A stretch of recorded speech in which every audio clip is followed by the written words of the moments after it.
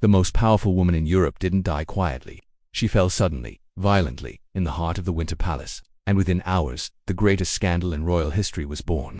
On a cold November morning in 1796, the palace that had witnessed coups, coronations, and executions now watched something far more unsettling: the final breaths of Catherine the Great and the beginning of a lie that would outlive her. Before we dive further, drop a quick comment and tell me where you're watching from. I love seeing how far these stories reach. Catherine II lies unconscious on her massive imperial bed, the velvet canopy looming above her like a dark red sky. Only hours earlier she had collapsed in a small private room, her body folding to the marble floor without a cry. Servants lifted her in a panic, rushing her through gilded corridors lit by trembling candle flames. Now she is barely breathing. Court physicians gather around her in stiff silence, their faces drawn and helpless. They know there is nothing left to save. Catherine's life, 34 years of conquest, reform, war, diplomacy, ambition, and constant motion, is fading out in slow, uneven breaths. By dawn, she will be gone. And almost immediately, something begins to move through the palace, through the city, through Russia itself. A story, a whisper, a seed of poison. It doesn't speak of her campaigns against the Ottomans. It doesn't recall the cultural renaissance she sparked. It doesn't mention the museums she built, or the philosophers she corresponded with, or the empire she reshaped. The world chooses not to remember any of that. It chooses something else, something grotesque. By the time Catherine's body cools, servants are already murmuring that her death wasn't natural, that something happened, something shameful, something unspeakable. And in the chaos that always follows the death of a ruler, lies travel faster than truth. The rumor claims the empress didn't die from a stroke, it claims she died beneath a horse. As the story spreads, details mutates like a disease. In one version, she engineered a pulley system to suspend a stallion above her. In another, she grew bored of men and sought something else. In every retelling, the ending is the same. The harness snaps, and Catherine is crushed under the weight of her own depravity. It's absurd, it's impossible, and that's exactly why it thrives. A scandal that vile, that theatrical, that humiliating, it's irresistible. It slips from parlors to marketplaces, from the salons of Paris to the courts of Vienna, until the lie becomes more vivid in people's minds than the truth ever could be. But if you peel back the cruelty of the myth, something important remains: the life of a woman who terrified her opponents long before they found a way to defile her memory. Catherine was not born to shake countenance. She wasn't even born with a claim to anything greater than a minor German title. She entered the world as Sophia Augusta Frederica of Anhalt-Zerbst, a girl expected to live a quiet, unremarkable life, but Europe's politics have a habit of pulling the obscure into the heart of storms. At 14, she was singled out by the Russian court as a potential bride for the heir to the throne. That heir was Peter, the future Peter III, a boy who would one day prove disastrously unfit to rule. But in 1744, none of that was known. All anyone saw was an opportunity for a strategic marriage. Sophia's father delivered a single piece of advice before she left: Russia will not adapt to you. You must adapt to Russia. And she did. The young girl traveled across frozen Europe, arriving in St. Petersburg with the determination of someone who understood this was her one chance to escape insignificance. She converted to the Orthodox faith, took the name Catherine, and married Peter in a grand ceremony meant to symbolize stability and unity. But behind the spectacle, the marriage was a slow-moving disaster. Peter was erratic, vindictive, emotionally stunted. He spent more time playing with Prussian toy soldiers than attempting to lead an empire. He paraded mistresses before her, and their marriage for years remained unconsummate, a humiliation that Catherine endured in tense silence. Every humiliation forced her further inward. Every insult sharpened her understanding of power. Every cold night beside a man who despised her pushed her closer toward the truth she eventually embraced. Survival required transformation. So, Catherine transformed. She mastered Russian until she spoke it more eloquently than many nobles. She consumed books by the hundreds, histories, political treatises, philosophical works, anything that could teach her how to navigate a hostile court. She built alliances, not loudly, but quietly, methodically, forming bonds that Peter was too arrogant to notice. In secret, she created a foundation of influence strong enough to hold up a throne. And then came the moment that tipped everything. Empress Elizabeth died in 1761, and Peter ascended the throne. What followed was a catastrophe nearly unmatched in Russian history. Peter alienated the Orthodox Church with abrupt Lutheran impositions. He infuriated the army by praising Prussia, the very nation Russia had defeated after years of bloodshed. He pushed reforms that offended every layer of the nobility. And worst of all, he made it clear he intended to rid himself of Catherine by divorce, by exile, possibly by imprisonment. He had no idea how dangerous she had become. For 17 years, Catherine had been preparing for a moment like this. 17 years of watching, learning, enduring, calculating. And in 1762, when Peter marched blindly toward his own destruction, she acted, backed by the Imperial Guard and the Orloff brothers, one of whom was her lover. Peter was forced to abdicate. Within days, he was dead. Catherine took the throne at 33. A woman with no Russian blood had just seized the largest empire in Europe. And that moment, that act, is the shadow under which every rumor, every whisper, every obscene lie would eventually grow. Because some people never forgive a woman for surviving, and they never forgive her for winning. Catherine came to power the way storms arrive, suddenly, violently, with a force nobody could ignore.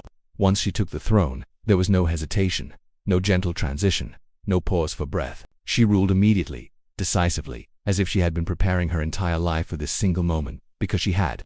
The Russia she inherited was enormous, but unstable, a vast icy beast stitched together from conquered lands, fragile loyalties, and centuries of fear. To rule it required more than authority. It required imagination, it required will, it required a kind of relentless ambition that few men possessed and almost no woman was ever allowed to display. Catherine had all of it. She began by reshaping the court itself. Gone were the stifling rituals and the intellectual stagnation of previous reigns. In their place came scholars, architects, philosophers, and scientists from across Europe. St. Petersburg, a city of cold stone and colder politics, started to glow with something new, ideas. Catherine devoured these ideas. Voltaire, Diderot, Montesquieu. Their works filled her libraries and her private thoughts. She didn't just read them. She challenged them, wrote to them, debated their theories from thousands of miles away. For nearly 15 years, she corresponded with Voltaire, and in a strange way, he became her public ally. In Paris, he called her the Northern Star and defended her image as an enlightened monarch. But while Europe discussed her intellect, Catherine focused on something more dangerous: expansion. Russia's borders had always been the source of its insecurity. Too long to defend, too thinly held, too vulnerable to enemies on all sides. Catherine intended to change that forever. Her armies moved like winter wind across the Black Sea frontier. She launched 2 major wars against the Ottoman Empire, shattering Turkish power in the region and securing Russia a permanent foothold on the Black Sea. Crimea fell under her control in 1783, transforming Russia into a naval force that Europe could no longer ignore. In the West, she carved Poland apart piece by piece, participating in 3 partitions that erased the country from the map. With each political maneuver, each treaty signed under pressure of Russian guns, her empire swelled. The map of Europe was no longer shifting around her, she was the one shaping it. Catherine's ambition reached even further. She dreamed of resurrecting the fallen Byzantine Empire, placing her grandson, Constantine, on a newly reborn Greek throne. The plan, known as the Greek Project, was bold enough to seem mad, but Catherine did not think in small terms. She saw empires like chessboards, and she intended Russia to become the most powerful piece in the game. The project never materialized, but the attempt itself revealed who she truly was, a ruler who refused to accept limits, even the limits of history. Inside her empire, she pursued a different kind of conquest: culture. She gathered art with the hunger of a collector who knew she was building something eternal. Masterpieces from Italy, France, Holland, and beyond were shipped to St. Petersburg in endless crates. The collection grew so massive that she built a new wing of the palace simply to house it. That wing became the Hermitage, a monument to a woman who wanted to turn Russia into something refined, sophisticated, impossible to overlook. But while Catherine built museums and wrote to philosophers, the empire beneath her glittering capital was cracking. Millions of serfs lived in brutal conditions. Families were sold like cattle. Peasants were beaten, starved, and worked to exhaustion under noble landlords who held near-total power over them. In 1773, the fragile order shattered. Yemelyan Pugachev, a Cossack with charisma and a dangerous talent for storytelling, gathered thousands by claiming to be Peter III, Catherine's murdered husband, returned from the dead to liberate the oppressed. His rebellion wasn't a skirmish, it was a wildfire. Town after town fell. For the first time in her reign, Catherine felt the empire trembling beneath her. She responded the only way she believed would preserve Russia and herself. Her armies marched with ruthless precision. His followers were hanged along the roads, their bodies left swaying in the wind. The message was unmistakable: break Russia, and Russia will break you back. The rebellion changed her. Whatever idealistic ideas she once held about improving the lives of serfs evaporated. Stability demanded obedience, and obedience demanded fear. Catherine expanded the nobility's control over their peasants, tightening the chains in an empire already notorious for its brutality. This duality, enlightenment on the surface, iron beneath, became the signature of her rule. But the world rarely judged her for political contradictions. It judged her for something else entirely: her personal life. Catherine's lovers were not secrets. They were part of her court's rhythm. Some were political allies, some were emotional havens. Some were young men eager to be chosen. She rewarded them with titles, lands, and estates. And when the affair ended, she ensured they landed softly, often married to wealthy wives or promoted to comfortable ranks. Europe's kings had done worse for centuries. But Catherine was a woman, and women were not allowed to behave like that. Her enemies seized on every relationship. They whispered that she was reckless, depraved, insatiable. They painted her as an empress ruled by lust rather than strategy, ignoring the fact that many of the men she chose also helped her govern. They ignored the nuance and printed the caricature. It was easier to believe a woman could control an empire with her body rather than her mind. The contempt gathered like storm clouds, rumors mutating in the dark until something far more vicious was ready to be born. A rumor powerful enough to outlive her. A rumor crafted to tear her legacy apart piece by piece. But what it would become and how far it would spread, no one in Catherine's lifetime could have imagined. A lie was coming, one so obscene it would crush truth beneath it. Catherine the Great's death should have settled her story. It should have ended with a state funeral, a sealed coffin, and a legacy written in the vast territory she expanded and the brutal rebellion she crushed. But instead, the moment she died, something venomous began crawling out from the cracks of Europe's politics. What started as a whisper grew into the most infamous lie in royal history. Her final hours were painfully ordinary. On November 16, 1796, Catherine collapsed in her private room, her body failing without fanfare. Servants carried her to her bed where she drifted between breaths until she slipped away the next morning. Doctors documented everything. The timing, the symptoms, the stroke, the coma. There were witnesses, records, rituals. Nothing mysterious, nothing scandalous. But truth rarely survives long in a palace.